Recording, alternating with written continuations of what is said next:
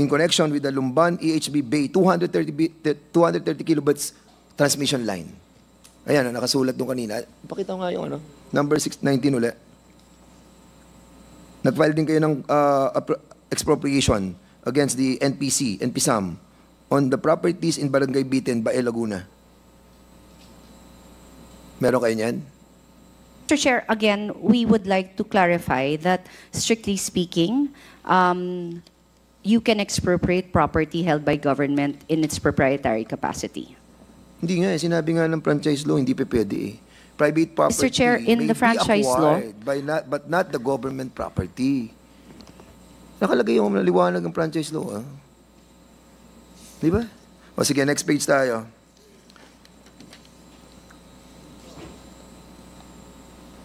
So wala sa pangalan ninyo lahat to? Yung sa Bitin, Barangay Bitin? Yung alin, sir? Yung pong Barangay Bitin, yung sa may Laguna, Bitin, Bae, Laguna. In-acquire nyo ba to?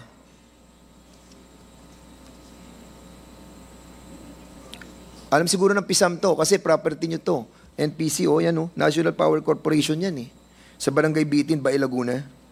In connection with the Lumban EHB 230 kilovolts transmission line project, wherein the subject properties are in the name of NPC. Pero, ang ginawa, in-expropriate. Ang tanong, nasa atin pa ba yan or nasa pangalan na ng NGCP? Hindi nyo alam. Mucha. Mr. Chair, we, again, Mr. Chair, from the very beginning, NGCP follows the guidance of the laws and the rules in the concession agreement. If there were any properties taken, that would have gone through the relevant proceedings in court, and we follow strictly what and adhere to the law and the rules. Okay, sige. Alright. Hindi alam ng PSAM eh, no? Kindly submit to us, no? Kung nasa pangalan pa ng NPC to. Yes, Mr. Chair. Okay. Punta tayo sa number 21. Kasi kanina pa minimension tong si Mr. Liu Xiaoqiang, saka si Mr. Liu Xinhua, okay, si Mr. Wenbo. Kanina ko pa nadidinig sila. Nung pang nakalaas ng hearing. Okay, pakita po natin yung page 22. Sa page 22 po, kasi nga, we wanted to find out kung talagang itong mga sinabi natin mga Chinese citizen na to have issued documents. Pakizoom lang natin yan. Ayan po yung NGCP Memorandum, reference number H, Human Resource Department 2011-08-457, showing the HRD manager requesting approval of the reassignment and deployment of drivers. Ang nakapirma po dito ay si Mr. Liu Xiaoqiang. Do you remember these documents? Document na nandiyan sa screen? Kasi, alam niyo po, very clear yung ating Constitution eh. Section 11, Article 12 eh. The participation of foreign investors in the governing body of any public utility shall be limited to their proportional share in its capital, and all the executive and managing officers of such corporation or association must be citizens of the Philippines. Next page, 23.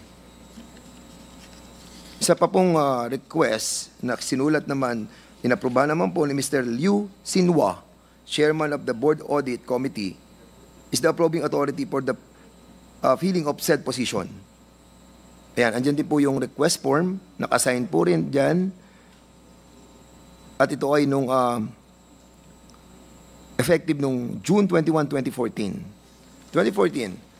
Kahit na noong pa po ito, Mr. Chairman, but because they hired mga hindi citizens of this country and appointing as executive and managing officers of that corporation, then they have violated the ating 1987 Constitution, Section 11, Article 12. At ito naman si Mr. Wenbo sa page 24. Next.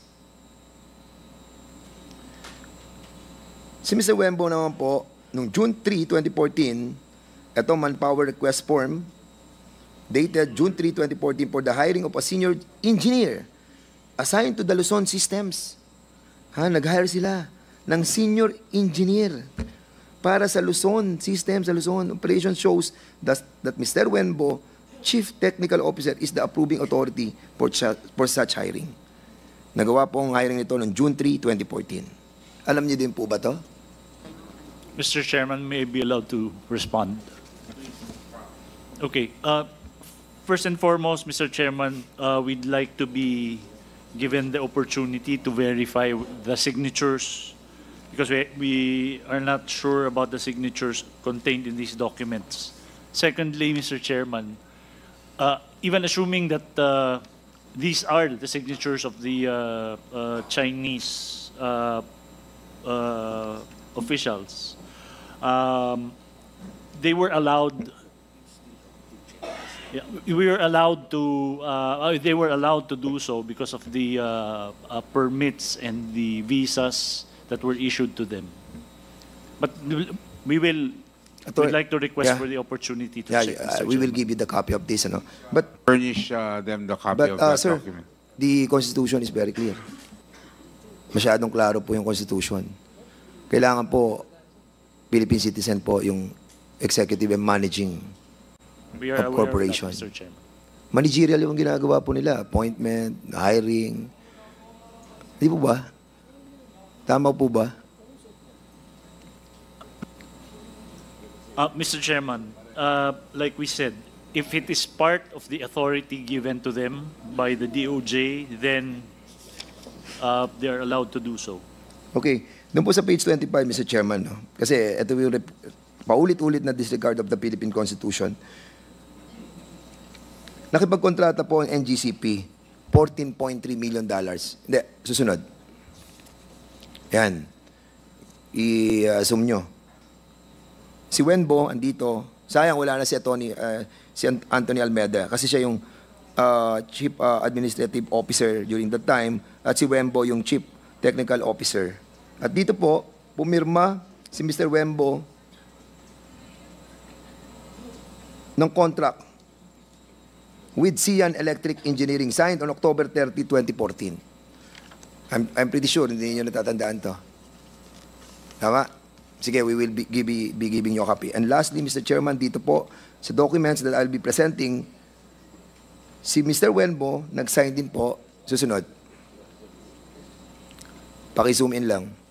Ayan, si Mr. Wenbo, nag-sign siya po dyan at as Chief Technical Officer at yung sales manager ng NARI Group Corporation, si Alicia Ma, signatory, and yung ating country manager ng NARI Group Corporation, si Yang Fei.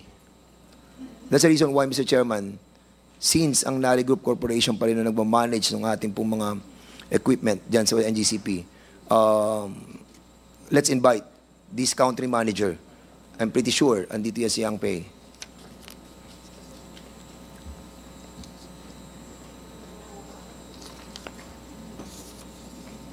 Okay, Mr. Chairman.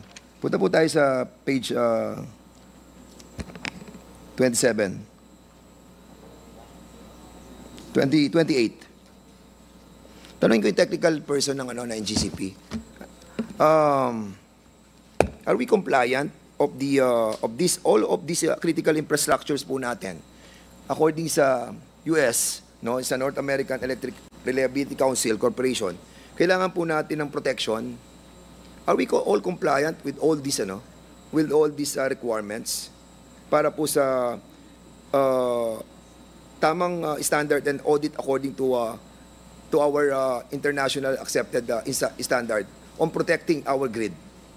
One, yung ating bulk electric system. Ayan, binabanggit dyan, no? Bulk electric system, cyber system categorization.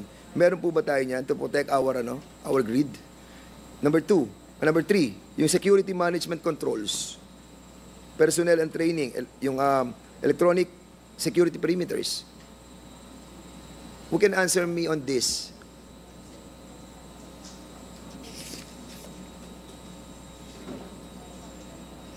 Who would like to respond to the question of the Honorable Dan Fernandez?